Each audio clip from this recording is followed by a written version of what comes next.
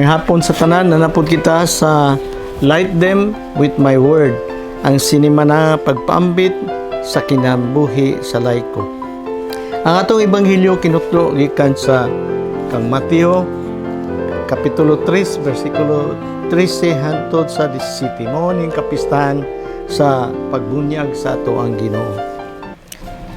So brothers and sisters, usa ni kahagit sa ato, no, karon nga ebanghelyo, ngano man taon nga si Jesus nagpabunyag man siya, nga dili man siya makasasala, ngano man siya nagpabunyag uban sa mga kananaang mga makasasala, no?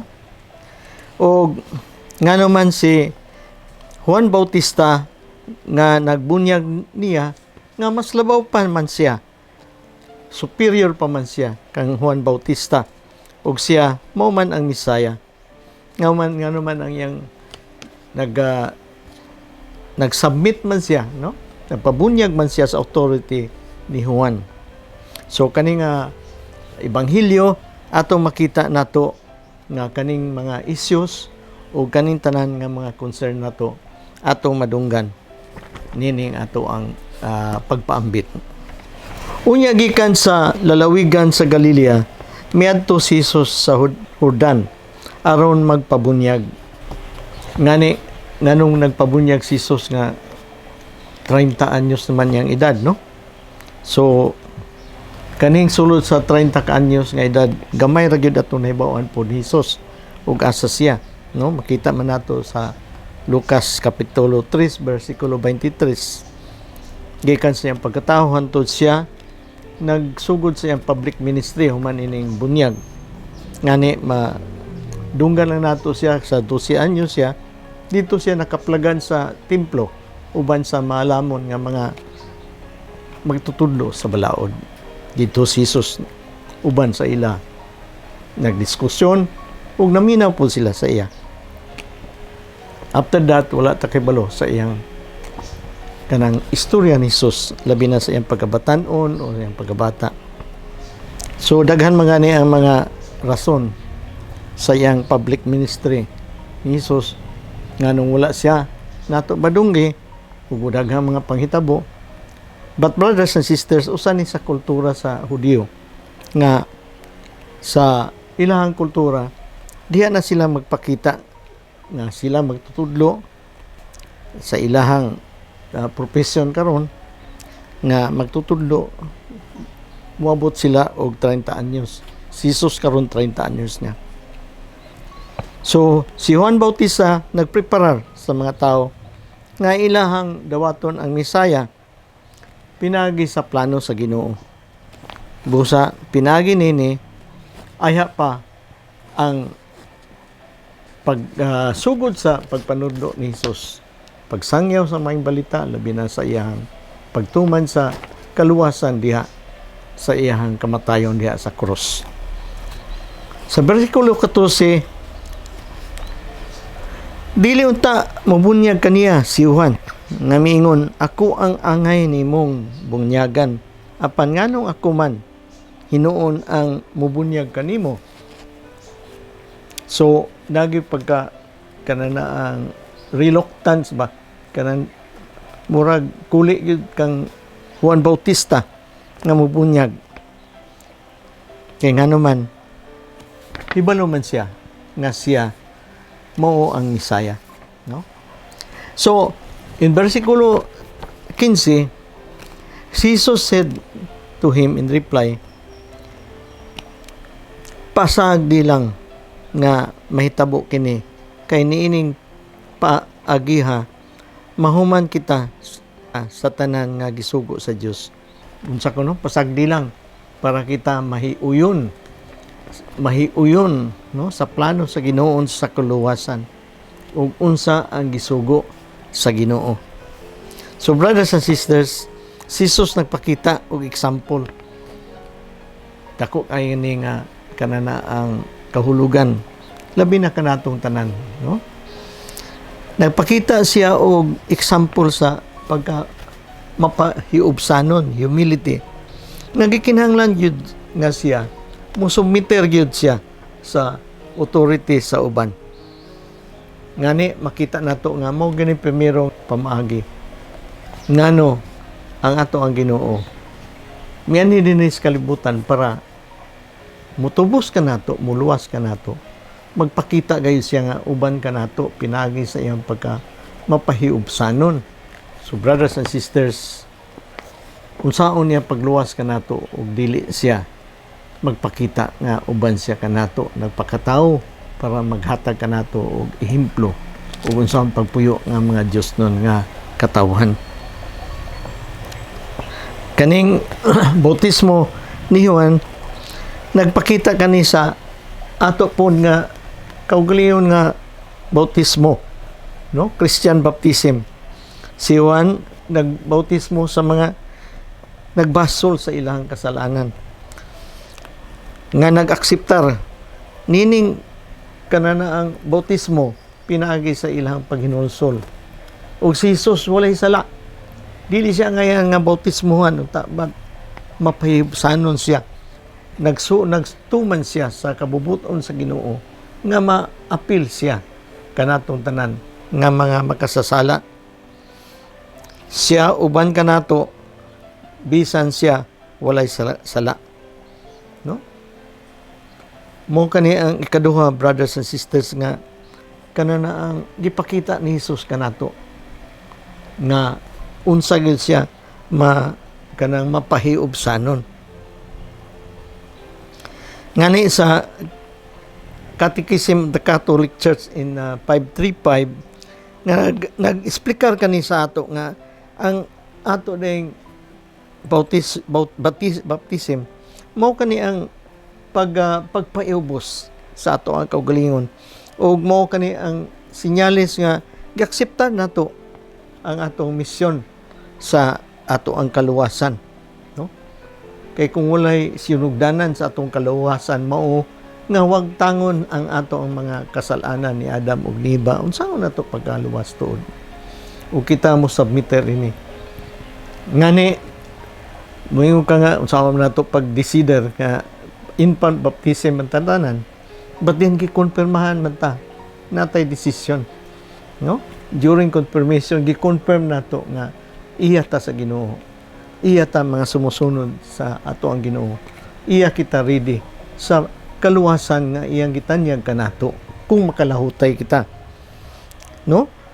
Kung kaning pag-undergo nato sa bautismo, si Jesus unsa naghatag kanatog sanctification ug nag-sanctify sa tubig. Mo nang sumusunod nga mga bautismuhan pinaagi sa tubig, sila mawala pod ang ilahang kasalanan. Kay si Jesus naghatag og ehemplo, naghatag gayud siya sa pagtuman sa kabubuton sa Ginoo para ma-institutionalize ang ato ang baptism, ang sakramento sa ato ang baptism. So brothers and sisters, iyon ana unsa ka dako nga kahulugan ang pagsumiter sa ato ang Ginoong Hesus diya sa pagbautismo para kita makita nato sa iya nga iya diyang gihatag ang ehemplo sa iyang pagka mapayubsanon. Kay kita kung magpabaptize kita, mapahiubsanon kita mosunod sa ato ang Ginoo. Ngani sa confirmation makita nato na nga ato gayong gi-confirm nga mosunod kita sa Ginoo. O Jesus iyang gi-institutionalize ang baptism diha pag-sanctify sa tubig ni gigamit ni Juan, ang tubig mismo para kita mawala sa ato ang original nga kasalanan, brothers and sisters. Ang kabubuton sa Ginoo diha sa ato ang bunyag mao ang hustisya man lang nga iya kitang gitagaag hustisya diha sa pagka masinubtanon sa ato ang kaugalingon, dili man gyud kita para sa yawa, para man gyud ta sa Ginoo. Kay gimugna kita, gibuhat kita para kita sa Ginoo. Nan tagaan kitang hustisya nga iya kitang balikon, iya kitang gipasaylo, iya kitang gihatagan ni Hesus nga muhatag og mubunyag kanato diha sa ato ang kasalanan. Mao na siya ang kanana ang dako kay kahulugan nini, no? Nagpakita kani nga mao gani ang plano sa Ginoo sa ato ang kaluwasan. Sa iyang kaalam o sa iyang kaayo sa ato, gimarkahan kita nga kita tanan maluwas. Gikan kang Hesus, gumikan kang Hesus, iyang kitang na-identify nga mga makasasala. Kinahanglan kita mahiusa diha sa mga katawhan sa Ginoo. So meaning ang bunyag day muna'y makapahiusa nato sa katawhan sa Ginoo. Sa kang Mateo nga ebanghelyo, si Juan nga magbunyag naghatag kanato pagtulunan nga kaniday ang pagbunyag kanato og sa uban pa mga katawhan sa Dios. Mao kani ang pagbunyag sa ato ang Ginoong Hesukristo nga naghatag kanato nga ingon siya nga ako nagbunyag kaninyo sa tubig. O si Kristo mismo ang musunod kanako ingon ni Juan, magbunyag kaninyo sa Espiritu Santo nga makita nato sa Mateo Kapitulo 3 versikulo 11. Diin nga kita nahimong mga anak sa Dios. Dili lang katawhan sa Dios, mga anak yon, no? Adopted sons and daughters of God.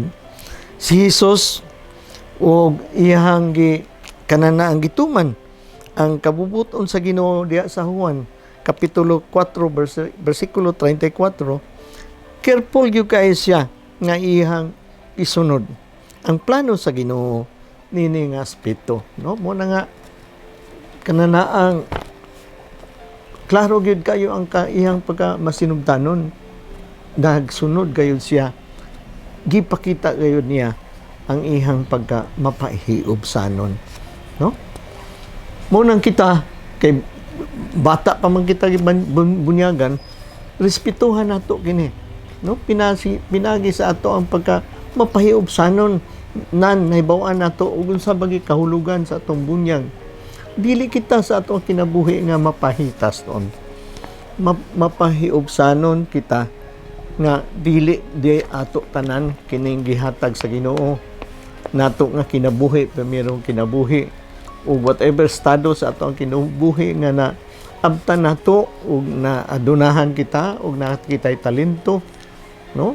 Ug nakitay mga oras sa ato ang pagserbisyo, dili ka na ato tanan. Kay by virtue of baptism, we are called to evangelize, we are called to kanana ang bring also other people to God, no? So karon nga nahibaw-an nato dagko na ta nga unsa ba yung meaning sa baptism nato nga mga gagmay pata nan mapahitas on ba kita, yap, nga gihatag sa Ginoo ang kinabuhi nato, nahimo kitang mga anak sa Dios ug gipuy-an ba nato kini, brothers and sisters? Muna sa versikulo 16, human gayud sa pagbunyag kang Hesus, mikawas siya sa tubig, no?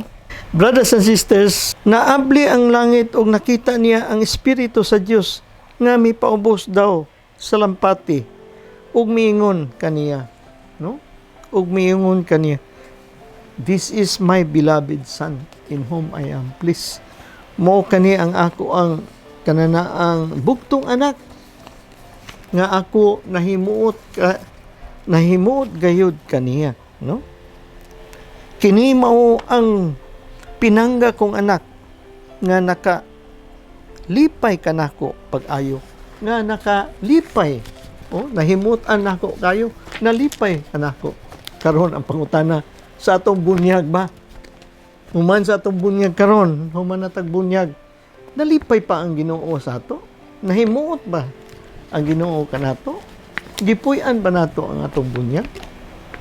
Brothers and sisters, hangtod karon nana ka sa imuhang hamtong na nga edad, uban senior na edad, badlungon ba gihapon kita? So brothers and sisters, mo ni siya ang pangutana, no? Mo kani ang kahulugan gayud sa ato ang bunyag. Si Jesus nagpakatao diha sa pasungan ug unsa iyang gibuhat, nagpa ubos gayud siya nga usa ka bata nga natawo, ordinaryo gyud kay pagkatao, mas labaw pa sa ordinaryo kay diha gyud sa bakahan, balay sa mga hayop. O sawa pa siya magsugod sa iyang misyon sa kaluwasan, nagpabunyag siya ni Juan para mapakita sa tanan nga mao kani ang pagpakamahiubsanon. Pagkamahiubsanon, kinahanglan kita musunod sa kabubuton sa Ginoo, sa plano sa Ginoo sa atong kaluwasan. Plano sa Ginoo sa ato ang panginabuhi. Plano sa Ginoo nga kita dadod niya dito sa kinabuhing dayon. Kay taga dito man ta, di man taga dinhi. No, brothers and sisters, kanana ang mga kabtangan o ubang influensya o atong dungog profession, brothers and sisters, kuwan na siya, kanana ang dili na siya essential nga madala nato dito. Kay nabutang na nahatag na diri ka nato. Isip usa ka grasya. Dili ato. Iya ra gyapon sa Ginoo para itabang sa mga kabos nga wala kasabot sa ilang mga bunyag, nga naglunang sa ilang kasalanan, nga sila usab madala dito sa kinabuhing dayon ug moabot na siya sa iyang ikaduhang pag-abot. So brothers and sisters, unta sa katapusan, hukom sa ato ang Ginoo, unta puro kita nahimutan sa Ginoo para kita madala diha sa gingharian sa langit. Ngani gitagaan kita og kanang katapusan nga paglaom diha sa kaluwasan, iyang divine mercy, no? Ang pagkamaluluyon sa Ginoo, iya kitang gitagaan, ipaymangnuan kita niya, balik na kita sa Ginoo. Puy-an nato ang atong bunyag. Kung napuy-an nato ang atong bunyag, ato pong sangyaw ang pagkamaluluyon sa Ginoo, nga ang tanan natong mga brothers and sisters wa makailan niya mubalik na usab para kita tanan maluwas. Salamat kayo ug may gabi sa tanan o may hapon sa tanan. Light them with my word.